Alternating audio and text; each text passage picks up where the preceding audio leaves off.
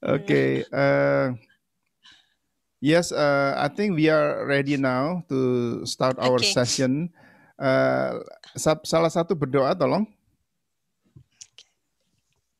Mari kita bersatu dalam doa. Tuhan, terima kasih atas pagi hari ini Tuhan. Kami bisa berkumpul di tempat ini Tuhan untuk memulai pelajaran kami. Kau berkati Pastor Christina yang akan menyampaikan pelajaran.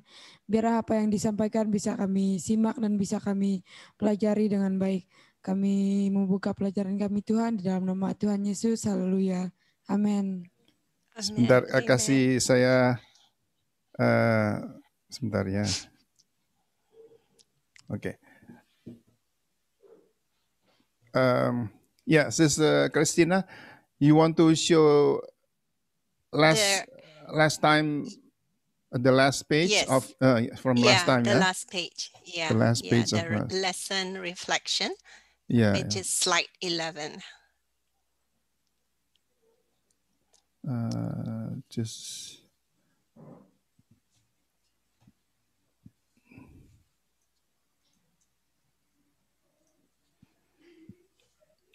okay, let me try to share it now. Okay.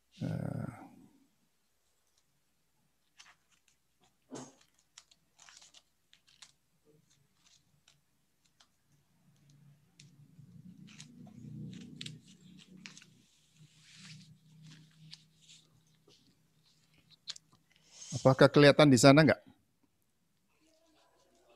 Kelihatan Pak, tapi kecil. Udah. Udah gede ya, oke. Okay. Is this the one about the yes. about the helper? Yeah. Yes, okay. This is the one. Yeah. So okay. Let's start. Okay, could you just give one important, foundational truth? There are a few of them. I think there are 6 in your bullet point. Just give one. Coba Don't salah look satu at your notes. memberikan salah satu ini apa? Ada beberapa bullet point, tapi yang coba satu aja. Salah satu.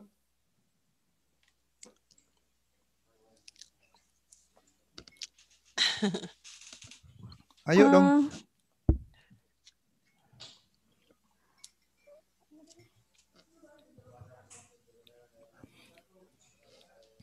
Yang kalau rangkumannya, karena setiap manusia itu membutuhkan seorang penolong.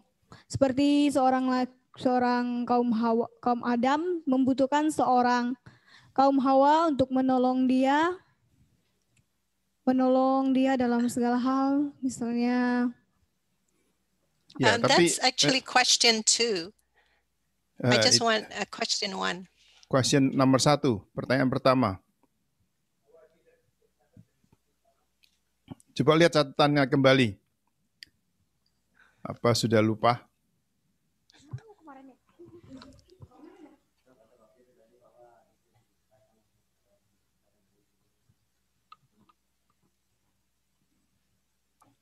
Gimana?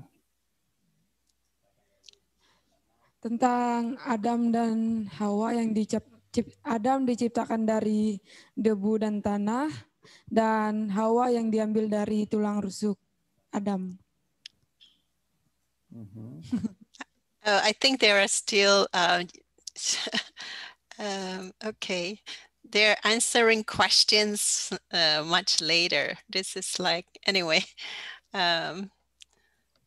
It's from lesson 6, but I think they are giving me the answers for some of the question before number 1, but that's okay since they don't remember. You want to see the it's not in in the beginning. Ya, ini masih ingat nggak ini? Ada catatannya nggak di situ? Coba salah satu baca. Oh, so they don't have last week's notes. Rencana Allah atas manusia agar ia bekerja mempersiapkan manusia untuk memerintah bersama Raja Yesus di kerajaannya yang baru. Terus. Manusia harus bekerja dan menambah nilai dari yang dikerjakannya, dan dengan demikian manusia itu produktif.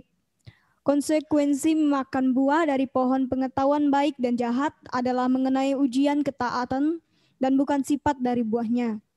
Melalui ketidaktaatan Adam manusia jadi berdosa, namun melewati ketaatan Yesus, semua yang percaya dibenarkan. Ya. Okay, yeah, Jadi that's the ya, summary. saudara-saudara lebih baik ngaku aja bahwa saudara nggak siap ya, betul? Iya, Pak. Iya, ya, ayo lain kali lebih baik ya. Saudara ternyata nggak siap dia. Oke, ya. We can go back to number 2. I think she answered that question already. Number 2, so we can go to number 3. Oke. Ya, terus tadi nomor 2 sudah dijawab. Yang nomor 3, coba salah satu bacain pertanyaannya dan jawabannya apa? Mengapa ciptaan yang lain tidak cocok sebagai penolong yang sepadan bagi manusia?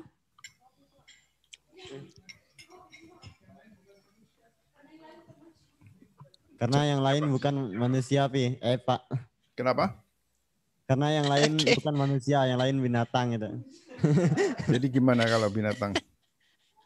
Karena binatang tidak cocok kali dengan manusia gitu. Manusia mempunyai apa? Roh. Binatang Ya, tidak punya roh. Ya. Yang paling penting. Okay, that's Jadi coba dibaca pertanyaannya dan dijawab. Yang nomor 3 ya? Nomor 3. Mengapa ciptaan yang lain tidak cocok sebagai penolong yang sepadan bagi manusia? Karena manusia memiliki roh, binatang tidak memiliki roh. Yeah, okay, good. Okay. Pertanyaan nomor 4, coba. Silakan.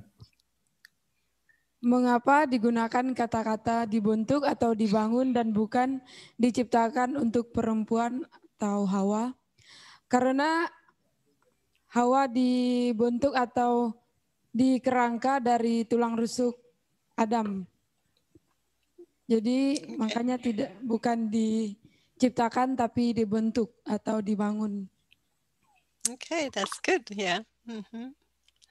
Terus pertanyaan number berikutnya, 6. nomor 6.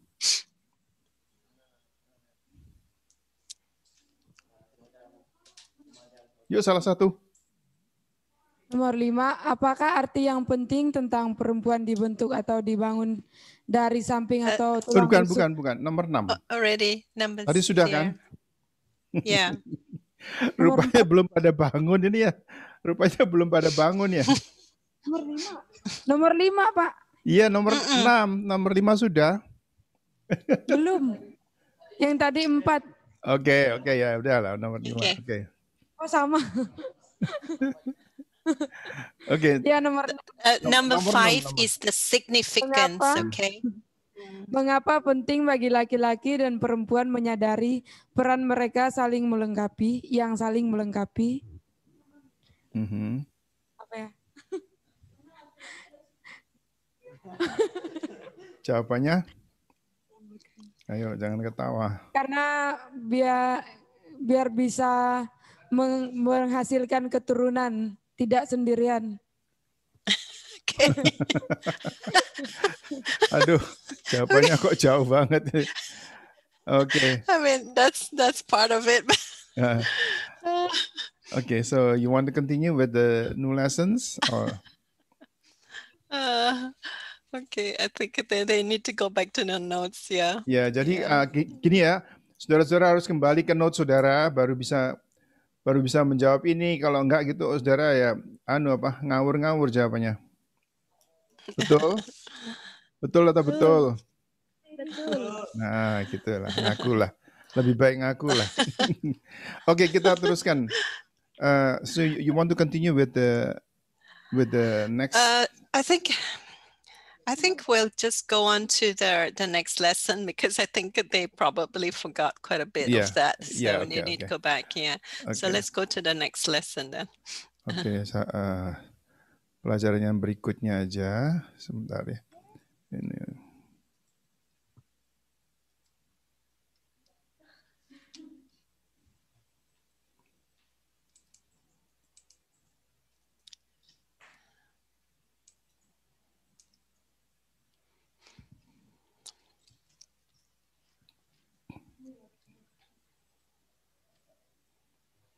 No, I'm sorry. It's not this one. No, it's Yeah, lesson 7. yeah, this we have already done it.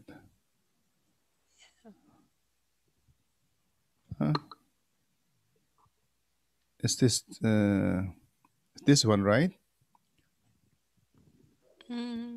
The broken relationship. Okay, yes. Ya? Yeah, correct. Ya. Correct. Oke, kita masuk satu pelajaran yang baru nih, Kejadian 1, pelajaran yang 8, persekutuan yang rusak. Jadi fellowship yang sudah rusak. All right. So we'll go to slide 2, and we'll look at last week's summary for last week. So Minggu lalu somebody kita read it. Coba tolong dibacakan summary-nya, rangkuman dasarnya. Manusia diciptakan untuk hidup dalam 2 strata.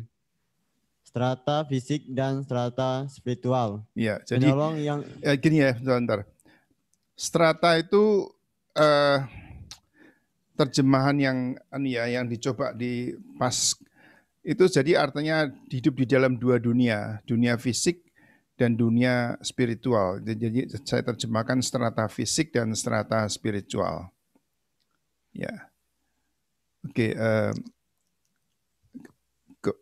You want to continue, Sister Christina? Yes, yeah. Just go on. Ask them to read. Yang kedua, coba tolong bacakan. penolong yang sepadan itu adalah penyeimbang laki-laki dan pendukung bagi laki-laki di mana ada kekurangan dari laki-laki. Yeah, you want to give him comments, Pastor Christina? I think it's quite straightforward for them, unless they have question. I'm Ada sure pertanyaan nggak di sini? Jadi wanita itu sebagai penolong yang sepadan untuk menyeimbangkan menyeimbangkan posisi laki-laki dan mendukung laki-laki, ya, di mana ada kekurangan tertentu daripada pihak yang laki itu diisi oleh pihak wanitanya. Jelas ya? Jelas, Pak. Jelas. Tolong dibacakan yang ketiga. Mereka berdua bersandar pada Torah atau instruksi kasih dari Allah. Okay. Here I just want to mention the misunderstanding about the use of the word Torah. Actually, Torah just simply means instruction from a loving instruction from a father, and our Father is God. Jadi di sini saya tidak ingin ada seperti salah paham terhadap penggunaan kata Torah. Seringkali Torah itu diartikan sebagai hukum-hukum Allah yang, ya, tapi ini sebetulnya Torah itu ada artinya adalah instruksi dari seorang bapak yang mengasihi anak-anaknya. Kasih daripada Allah itu, kasih daripada bapak. Yeah. Okay. Let's go to the next one. Yang keempat. Mereka keduanya dimahkotai dengan kemuliaan dan menyatakan diri sebagai kemurnian akan kebenaran dan pengetahuan dari Allah. All right, and here the glory of the Lord is because they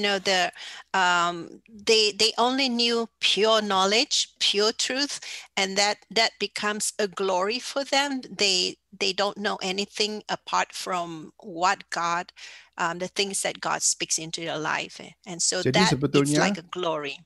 Jadi sebetulnya ini Torah itu atau instruksi kasih daripada Allah itu, mereka itu seperti dimahkotai dengan kemuliaan Allah yang menunjukkan kemurnian dan kebenaran pengetahuan daripada Allah, tidak dikotori oleh pengetahuan-pengetahuan yang lain gitu. Jadi mereka keduanya dimahkotai dengan kemuliaan. Okay. All right, let's move on to the next slide. Will somebody read chapter 3 verse 1 to 7? Ya, coba tolong bacakan Kejadian 1 ayat pasal 3 ayat 1 sampai 7, mungkin mengambil 2 ayat begitu. Kejadian pasal yang ketiga, ayat yang ke-1 sampai yang ke-7. Manusia jatuh ke dalam dosa. Adapun ular ialah yang paling cerdik dari segala binatang di darat yang dijadikan oleh Tuhan Allah. Ular itu berkata kepada perempuan itu, tentulah Allah berfirman, semua pohon dalam taman ini jangan kamu makan buahnya, bukan? Lalu sahut perempuan itu kepada ular itu, Baca ya, buah dua ayat, pohon-pohonan, dua ayat begitu aja supaya teman Ya, yang lain dapat kebagian juga ya. buah pohon-pohonan dalam taman ini boleh kami makan. Ayat 3, tetapi tentang buah pohon yang ada di tengah-tengah taman, Allah berfirman, jangan kamu makan ataupun raba buah itu, nanti kamu mati. Tetapi ular itu berkata kepada perempuan itu, Kenapa suaranya hilang ya? ayat ketiga, tetapi tentang buah pohon yang ada di tengah-tengah taman, Allah berfirman, jangan kamu makan ataupun raba buah itu, nanti kamu mati. Tetapi ular itu berkata kepada perempuan itu, sekali-kali kamu tidak akan mati. Tetapi Allah mengetahui bahwa pada waktu kamu memakannya, matamu akan terbuka, dan kamu akan menjadi seperti terbuka. Kamu akan mati. Kamu tidak akan mati. Ayat yang kelima, tetapi Allah mengetahui bahwa pada waktu kamu memakannya, matamu akan terbuka dan kamu akan menjadi seperti Allah, tahu tentang yang baik dan yang jahat. Perempuan itu melihat bahwa pohon itu baik untuk dimakan dan sedap kelihatannya. Lagi pula pohon itu menarik hati karena memberi pengertian. Lalu ia mengambil dari buahnya dan dimakannya dan diberikannya juga kepada suaminya yang bersama-sama dengan dia. Dan suaminya pun memakannya. Maka terbukalah mata mereka berdua dan mereka tahu bahwa mereka telanjang. Lalu mereka menyemat daun pohon ara dan membuat cawat. Okay. Terima kasih. What happened to the boys? The young men, only the ladies are Hari ini reading. semua diambil semua oleh para wanita-wanita ya. Yang laki-laki nggak ada yang nggak ada yang baca. Boleh ya? Kalian memang memperbolehkan itu atau gimana? Nggak ada yang buka kitab, cocok. Hah? Nggak ada buka kitab. Ah itu, nah itulah nggak siap.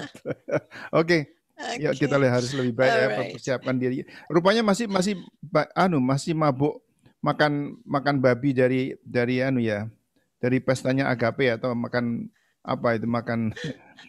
Enggak Pak. Mungkin karena ada yang kecapean Pak gara-gara tadi malam Pak mandi lumpur. Oh mandi lumpur ya. Nguras ikan ya, ikan lele. Ikan lele. Dapat berapa? 50 ekor Pak. They got 50 catfish. Oh. Last night they have to take they have to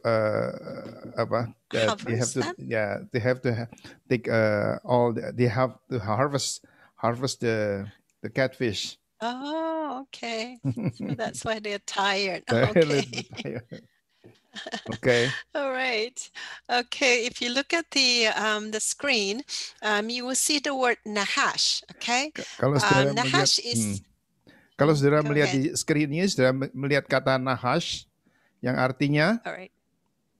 So this nahash, it's the translation you just read is ular. And in English, it's also referred to a serpent. But actually, in the Hebrew word is nahash. So that is the better definition. Jadi kalau saudara lihat di dalam bahasa Inggris atau bahasa Indonesia diterjemahkan ular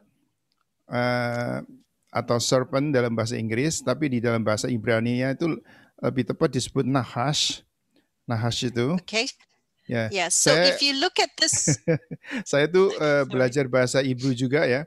Kalau semua yang pakai shh itu suara desisnya ular kan itu nahash.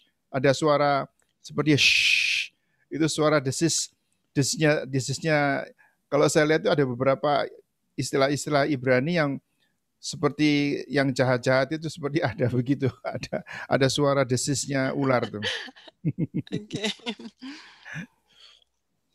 So the Nahash is actually a seraph. Okay, a seraph is the singular for seraphim, and so this is not a spiritual entity from the Lord. This is actually an evil spiritual a spirit entity.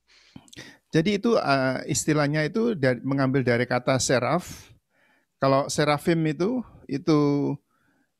di dalam Alkitab itu untuk yang jamak, seraf itu untuk tunggal, dan itu memang adalah roh jahat.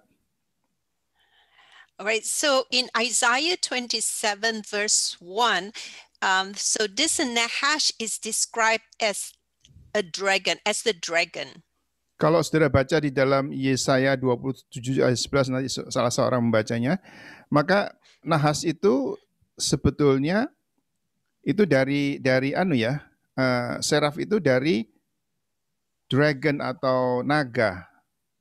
Coba tolong dibacakan. Yesaya berapa, Pak? 27:11. 27 verse 1. Oh, ayat pertama. 27 ayat pertama. Pada waktu itu Tuhan akan melaksanakan hukuman dengan pedangnya yang keras, besar dan kuat atas lewiatan ular yang meluncur, atas lewiatan ular yang melingkar, dan ia akan membunuh ular naga yang di laut. Ya. Okay, yeah. So you can see the word naga means refers to dragon, right? Ya, naga itu naga ya, dragon. Yeah. So here we just want to make it clear. There's a difference between Nahash, which is a seraph, and Lucifer, which is a cherub, or in plural it is cherubim. Cherubim. Ya, jadi saudara ada perbedaan di sini antara Nahash yang merupakan seraf atau kalau bentuk jamaknya itu serafim, itu berbeda dengan Lucifer yang adalah kerub atau kalau bentuk jamaknya itu cherubim ya. Okay, so important for you to take this down so you know the difference kalau next Anda time. Yeah. mau catat ya. Jadi Nahas itu adalah seraf. Catat ya. Seraf itu kalau tunggal itu namanya seraf, kalau jamak itu namanya serafim. Para serafim. Nah, kalau Lucifer itu dari cherub, C-H-E-R-U-B, cherub ya. Nah itu kalau tunggal namanya cherub, tapi kalau jamak namanya cherubim. Ya. Semua bahasa Ibrani itu kalau jamak itu dikasih im gitu. Seperti Elohim ya. Lalu serafim, cherubim itu ya. Kemarin kita dengar saya bicara mengenai ini kan, mengenai apa? Shomer, tunggal, lalu apa kalau jamaknya apa? Ada yang masih ingat? Cherubim. Yes. Penjaga. Penjaga itu? Cherubim. Ya, pokoknya pakai ada imnya itu untuk untuk yang jamak ya. Itu bahasa Ibrani begitu. Jadi untuk menyatakan tunggal dan jamak itu begitu. Tunggal laki-laki ya, sifatnya yang tunggal laki-laki begitu. Oke, jadi jelas ya ini tadi sudah catat di situ Nahash itu adalah seraf. Kalau jamak itu namanya serafim. Lucifer itu dari kerub. Kalau jamak namanya kerubium. Kerubim. Ya. Oke. All right. Okay, Ya. thank you Jelas for ya? Jelas explaining. ada pertanyaan? Iya, Pak. Jelas nggak? Okay. Jelas. Jelas. Yang laki-laki sudah bangun? Jelas, Pak. Jelas. Oke. Oke. Okay, so important now for you to know. Remember this: Nahash is seraphim. It's referred to the dragon. So we see why we need to know this, because in Revelation 20 we read of the last showdown against the dragon. Jadi kenapa saudara tahu ini penting sekali, karena nahas itu adalah seraf dari serafim, dan itu disebutkan nanti juga di dalam Wahyu Revelation 20. 20? 20. Dalam Wahyu 20 itu mengenai naga itu, mengenai naga. Naga itu adalah seraf, ya, serafim.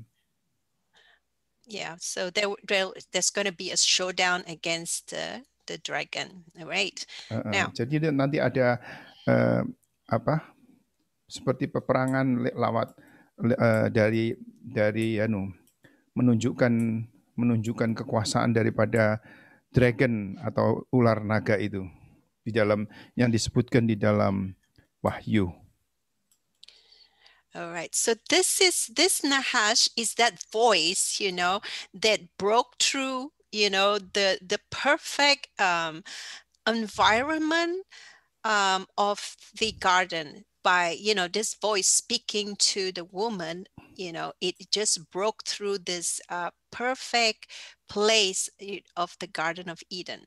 Jadi keadaan keseimbangan dan kemurnian daripada Taman Eden itu dirusak oleh kata-kata atau desis-desis dan kata-kata bisikan daripada nahas ini.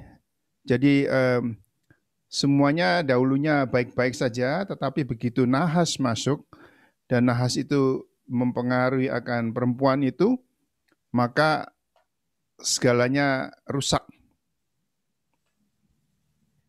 Okay. And if you remember in the beginning lesson, I think it's lesson 2 or lesson 2 or 3, God gave man, this leadership, or having dominion to rule over creation. If you remember that part, Kalau right? saudara masih ingat, di dalam pasal 2, pasal 3, maka Tuhan itu memberikan kuasa, wewenang atas manusia pada Adam untuk menguasai bumi, untuk memerintahnya, untuk mengaturnya, kan? Betul? Iya, Pak. So here we see what was the Nahash trying to do. Why was he coming into this garden? And why didn't Adam put a stop to him? Jadi kalau saudara lihat di sini ya, di dalam pasal 3 ini, kenapa kok Nahas itu datang? Nahas itu mau apa sih? Nahas itu mau melakukan apa terhadap keseimbangan daripada Taman Eden itu? Dan kenapa kok Adam itu tidak menghentikannya? Kenapa Adam itu lengah dan membiarkan Nahas itu ngomong-ngomong dan mempengaruhi akan Hawa? Saudara bisa lihat gambaran besarnya di sini. Yeah. Okay, you go to the yeah. So you see, his aim was to exert, this Nahash aim was to exert leadership and influence the woman. Jadi Nahas ini mau mengambil kepemimpinan untuk mempengaruhi akan perempuan itu. Di sini ya, yang bullet yang selanjutnya ini, yang saudara bisa melihat cursor saya? Bisa enggak? Pak. Kelihatan ya cursor saya. Jadi tujuan daripada Nahas itu adalah mengambil alih kepemimpinan yang sebetulnya dulunya di Adam, kan? tetapi Adam tidak melakukannya. Jadi kepemimpinan itu mau diambil alih oleh Nahash untuk mempengaruhi Hawa, mempengaruhi perempuan itu. Right? So what the Nahash is trying to do is, because he knew that the dominion, the leadership over the garden was given to Adam, and so he doesn't like it. He wants to take it and be the one who is going to be in charge, or assume leadership. And the way he did it was, he influenced the woman, because Adam did not. He was not a good gatekeeper. He did not stop the Nahash from coming in. Jadi Nahash itu dia mengambil alih kepemimpinan yang seharusnya ada di dalam diri daripada Adam. Betul? Adam kan ditunjuk sebagai menguasaikan seluruh bumi, memberi nama, kan binatang dan tumbuhan semuanya dikasih nama, lalu diatur semuanya. Tapi kepemimpinan itu dirampas oleh Nahash ini dengan cara Nahash itu menaburkan benih keraguan-raguan akan firman Allah kepada perempuan itu, kepada istrinya, kepada Hawa. Dan pertama, manusia Adam itu membiarkan akan Nahash itu, roh jahat itu, untuk mempengaruhi akan Hawa. Harusnya dia bisa kan ditugaskan untuk menjaga Taman Eden kan, tetapi tugas itu tidak dilaksanakan dengan baik, dan sampai akhirnya kebobolan, Nahash masuk dan kemudian mempengaruhi istrinya, memberikan keraguan-raguan, akhirnya dia sendiri juga ikut berdosa. Jelas ya? So, Jelas Pak. yeah, and if you remember from the previous lesson, we mentioned that Adam was supposed to add value. Whatever he did was to add value and to make sure that the value of the garden or his work should not be, he should not devalue the garden. And so he's supposed to make sure that nothing will come in to devalue the things that God has created. Jadi tugas daripada manusia itu kan memberi added value atau nilai tambah kepada Taman Eden yang diberikan itu, dipelihara, dikembangkan dengan baik, memberi nilai tambah. Dan salah satu yang harus dijaga adalah jangan sampai nilai tambah itu malah menjadi nilai kurang dengan adanya kerusakan yang ditimbulkan oleh Nahash tadi. Yeah. Nah, ini salah satu kelengahan daripada Adam yang membiarkan Nahash itu merusak akan nilai tambah itu.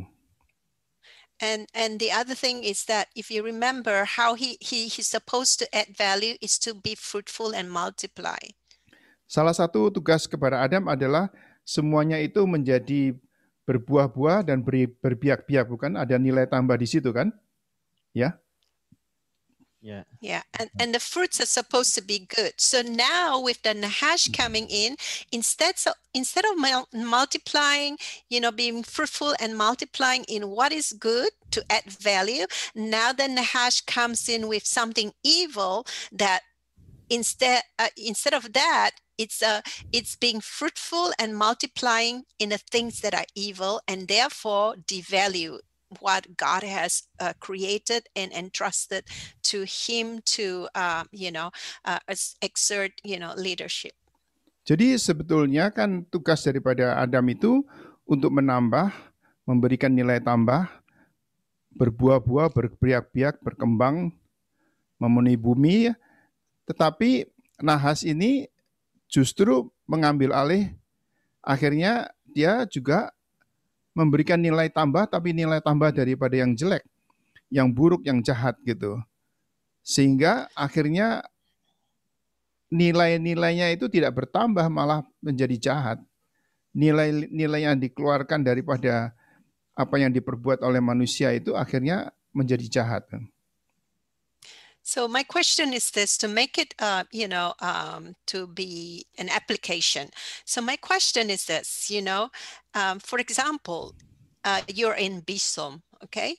So what value have you added to BISOM that will become a fruit that people outside can see, the purposes of God for BISOM? Jadi misalkan dalam aplikasi yang real, apa kalau Anda ini ada di BISOM sekarang, nilai tambah apa yang Anda berikan kepada BISOM itu untuk multiply bertambah-tambah menjadi berkat bagi orang lain, sehingga ada nilai tambah di sana. Apakah ada? Ya ada Pak. Misalkan apa? Misalnya pelayanan di luar gitu kan, menjangkau jiwa-jiwa gitu. Ya, bagus. Ya, seperti Yeah. itu. Ada apa lagi Yeah. lainnya?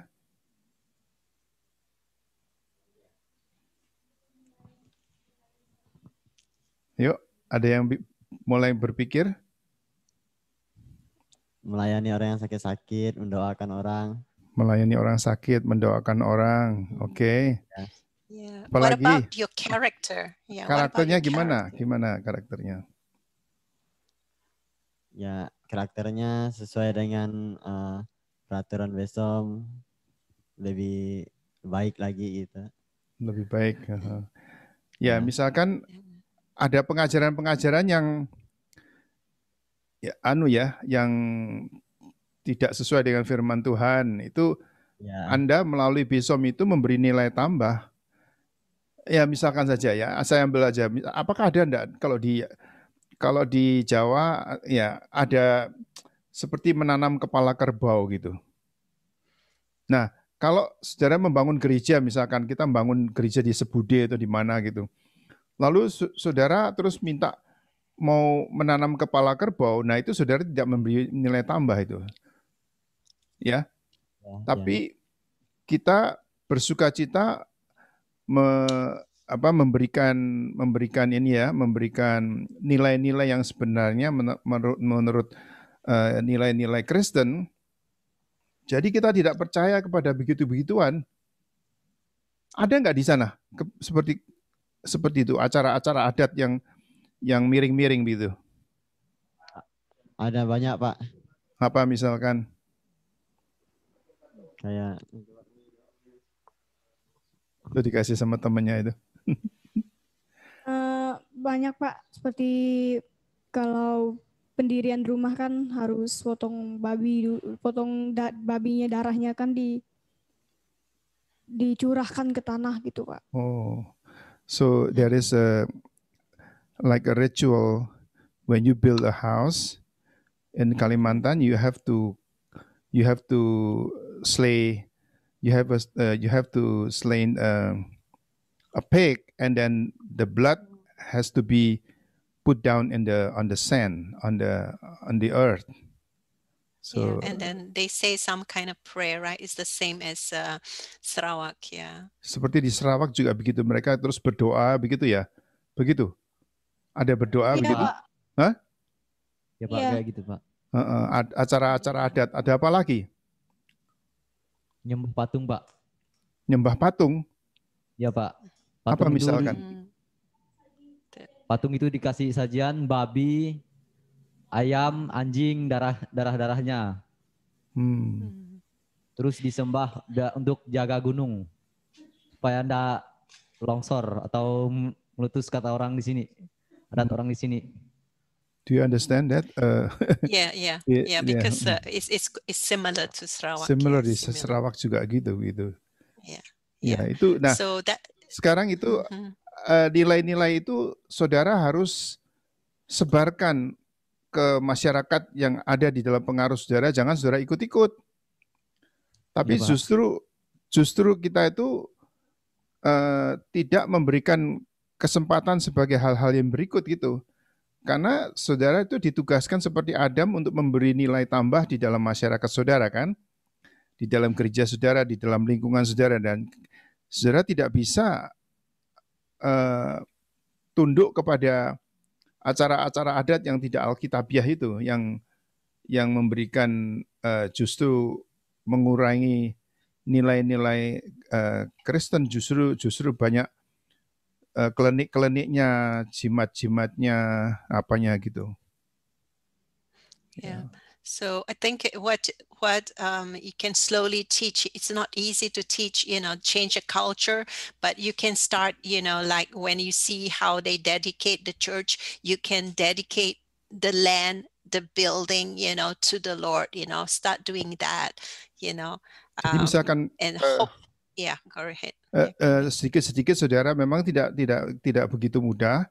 Tapi dengan sedikit-sedikit berangsur-angsur saudara mempengaruhi, misalkan saudara mendirikan gereja, nantinya saudara memberkati itu saudara seperti mentahbiskan gereja itu, menyerahkan tanah itu dan gedung itu untuk kemuliaan Tuhan, untuk bisa menjangkau jiwa-jiwa, dan ya. Jadi cara-caranya adalah cara-cara tahbisan yang alkitabiah untuk dipersembahkan kepada Tuhan gitu. Jadi saudara declare, saudara nyatakan, saudara apa?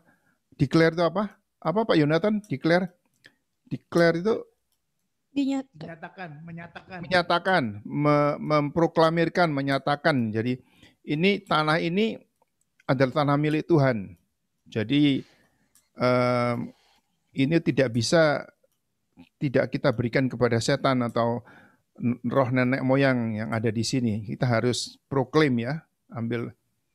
Nah seperti juga saudara di rumah yang saudara pakai itu, Ruhan, kan saudara memproklamirkan ini tanah ini, tempat yang kami berpijak ini adalah milik Tuhan.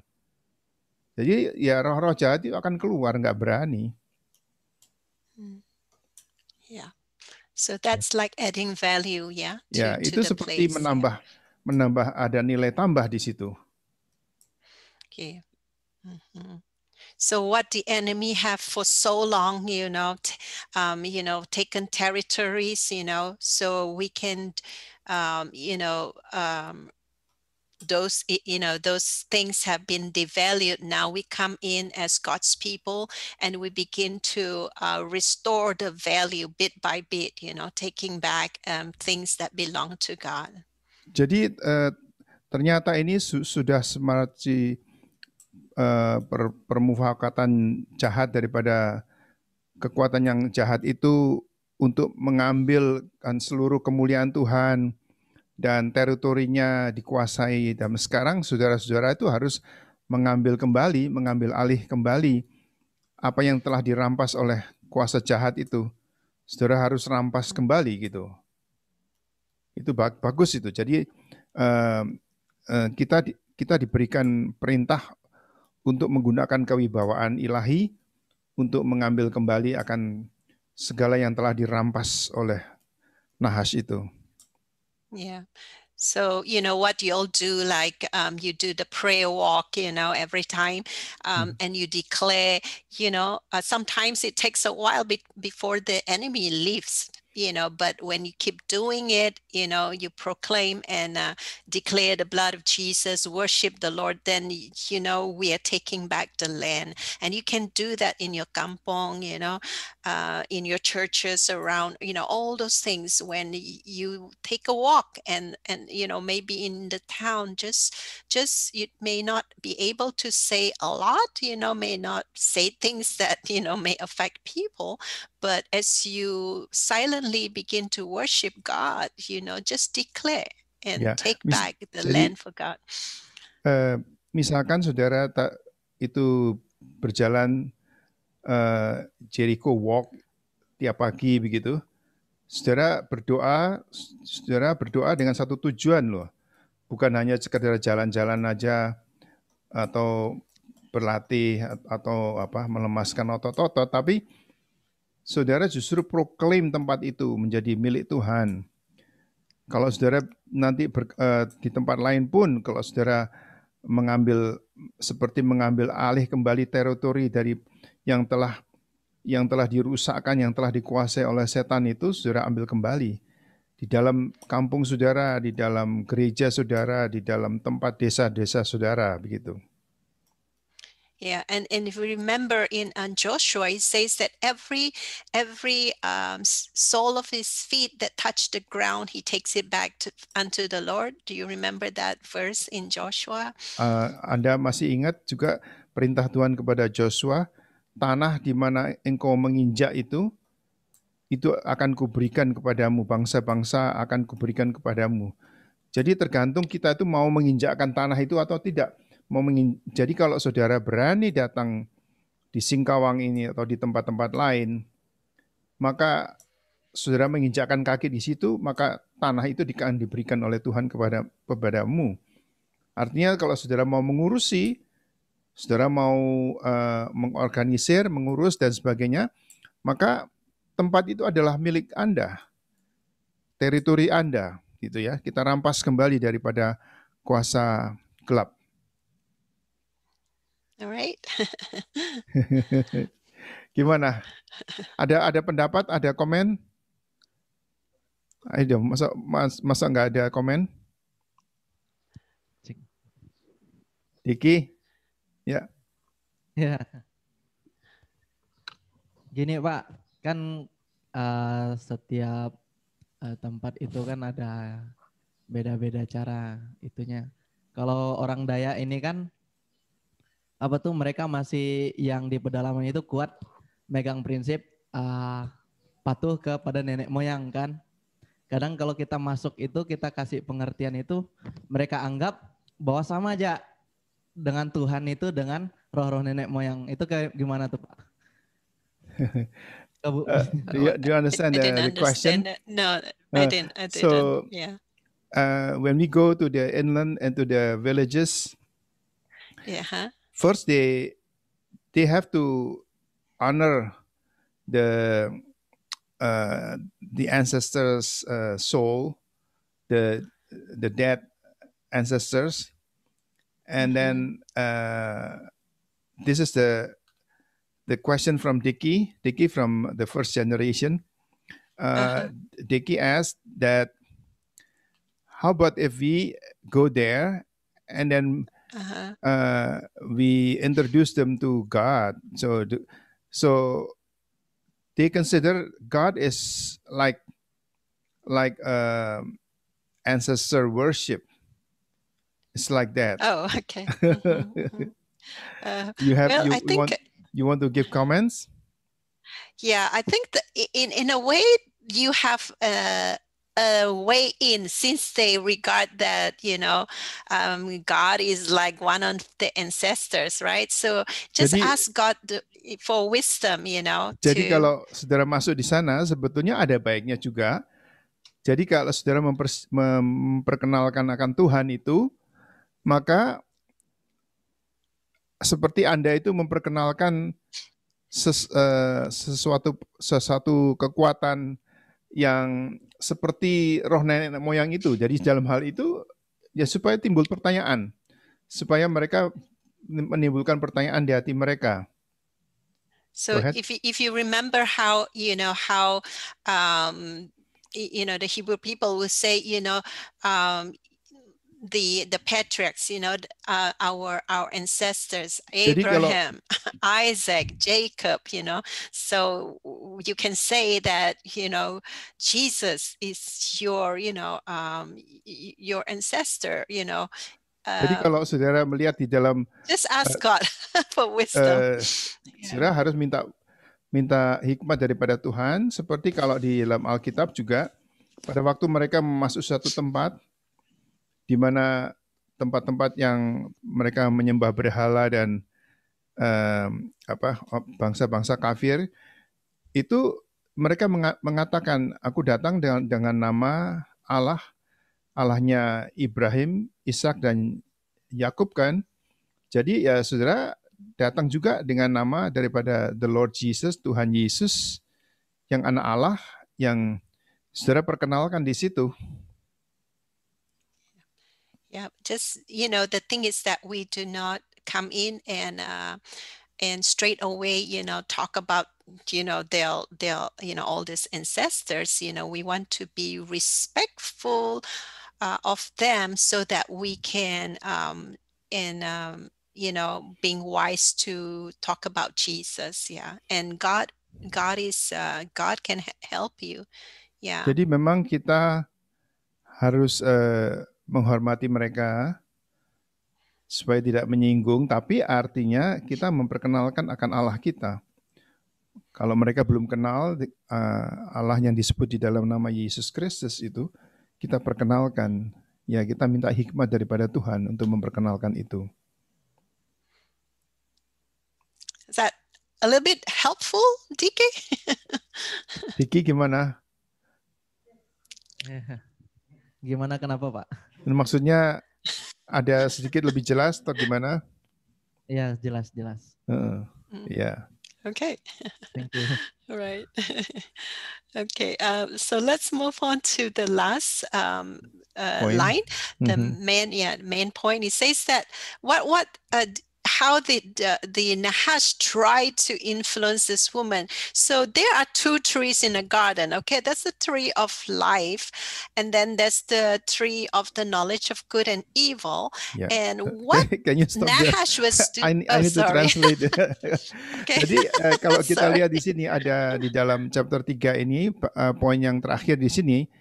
Kalau seperti sudah ketahui di dalam Taman Eden itu ada dua pohon yang penting, yaitu satu apa?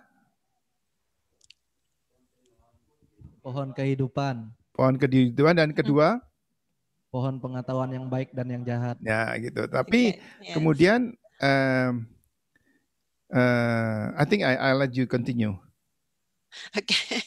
So instead, what the Nahash did was he made sure that the woman is looking at the tree of knowledge of good and evil instead of just drawing her attention there instead of the tree of life. So jadi that's salah something satu daripada yang dilakukan Nahash itu, dia mau memastikan bahwa perempuan itu dialihkan perhatiannya, juga tidak memperhatikan akan pohon kehidupan itu, tapi justru dialihkan ke pohon pengetahuan baik dan jahat. Okay, so let's go to the next slide. This is about the choice. Slide 4. Is this one? Yes, sir. So you see, here, there is always a choice. So here, when the Nahash turned the woman's attention to the tree of knowledge of good and evil, so she knows there's another tree. Ya, jadi di dalam kehidupan itu selalu ada pilihan. Ya, kalian saudara bisa memilih kan di dalam tindakan-tindakan saudara. Nah, di sini itu adalah apa yang kita pilih? Apakah pohon kehidupan ataukah kita justru memperhatikan pohon pengetahuan baik dan jahat? And here the choice has to do with the free will that God has given each one of us, and that shows how much He loves us. It's up to us to choose, so we need to choose wisely. Jadi kita itu diberi, karena kita diciptakan seperti gambar dan peta daripada Tuhan yang mempunyai kehendak bebas, maka kita itu bisa memilih.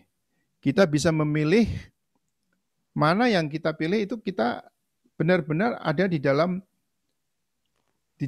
kita sendiri. Kita bisa menentukan, karena kita ini diciptakan seperti Tuhan kan, yang mempunyai kehendak bebas gitu.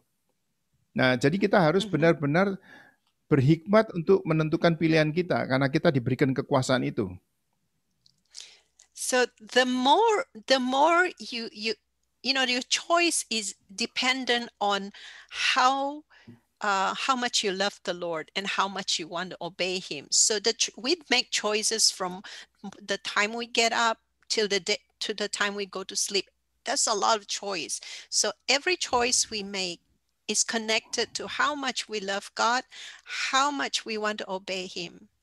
Ya, jadi saudara itu dari mulai saudara bangun tidur sampai saudara tidur kembali, itu ada banyak jam di mana saudara itu selalu dihadapkan pada pilihan-pilihan kan. Kita bisa memilih apa saja yang kita mau. Tetapi biarlah kita memilih hal-hal yang baik dan tidak melakukan hal-hal pilihan-pilihan yang kurang baik, yang tidak baik. Karena itu juga diperbolehkan oleh Tuhan loh. Tuhan memperbolehkan kita untuk memilih hal yang kurang baik. Itu terserah kita. Jadi semuanya itu tergantung kita. Kita tuh mau memilih yang mana. So, so there I just brought a few of the choices that are key, that are mentioned in the Bible a lot. Is the first one we see is not choose blessing, not curses, and you can look at Deuteronomy 28. Misalkan di dalam pilihan di dalam kitab Ulangan 28 itu dinyatakan bahwa kita itu bisa memilih. Ulangan 28, saudara bisa memilih. Nanti ada kesempatan, tolong baca ya. Sekali lagi, saudara juga mempunyai pilihan. Mau baca atau enggak, itu juga pilihan saudara. Yeah, mau tidur atau tidak, atau mau belajar atau tidak, itu benar-benar adalah hak saudara dan saudara memilih itu. Jadi saudara diberi kesempatan untuk memilih. Dan antara lain di dalam Ulangan 28 itu, Tuhan mengajarkan kepada Bani Israel untuk membuat pilihan-pilihan. Jadi kita harus memilih yang baik gitu. Yeah, so you can see the one next to it. You choose life and not death. Misalkan pilihlah hidup dan bukan kematian. Pilihlah berkat dan bukan kutukan. Yeah, and then you go down, you see choose the narrow way or the broad way. Pilihlah jalan kesempit dan bukan jalan yang lebar yang menuju kepada kecelakaan dan kematian. And then you have choose light, not darkness. Pilihlah akan terang dan bukan kegelapan. And then you have to choose to obey God or to obey the devil. Pilihlah akan ketaatan kepada Allah atau kepada iblis ya. Nanti saudara baca di dalam Ulangan 28 ya. Tolong baca betul-betul baca di situ. Kalau saudara taat, saudara mendapatkan berkat. Kalau saudara tidak taat, saudara mendapatkan kutukan dan kecelakaan. Ya, mendapatkan kutukan. Jadi saudara betul-betul pilih apakah taat kepada Allah ya dan bukan kepada iblis gitu. Nanti saudara saudara baca ya. Jadi betul-betul saudara lebih baik daripada hari ini ya. Janji? Janji enggak? Janji ya. Enggak boleh malas seperti hari ini ya. Betul ya, saya minta ya. Jadi saudara harus baca itu. Deuteronomy 28, pelajaran yang lalu juga. Jadi ini banyak di sini mengenai berkat-berkat untuk ketaatan dan kutuk-kutuk untuk yang tidak ada ketaatan. Jadi kalau saudara tidak taat, ya tentunya menuai kutukan. Kalau saudara taat, saudara menuai akan berkat.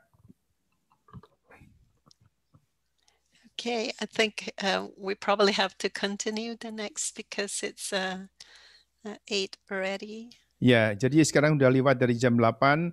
Kita akan lanjutkan untuk berikutnya. Mari kita salah satu tutup dalam doa pelajaran yang berat, tapi saudara pelajari betul-betul kan. Kalau saudara taat dan setia membaca dengan baik, belajar dengan baik, saudara pasti berhasil. Saudara menjadi terang dan bisa memberikan nilai tambah kepada masyarakat sekeliling saudara. Silakan. Amin. Ya.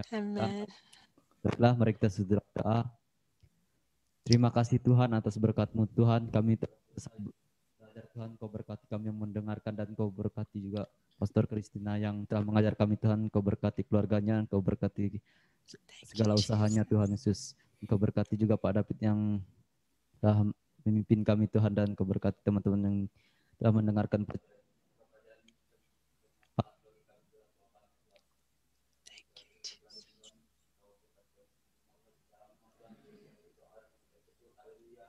Amin. Ya. Amin. Terima kasih saudara-saudara semua.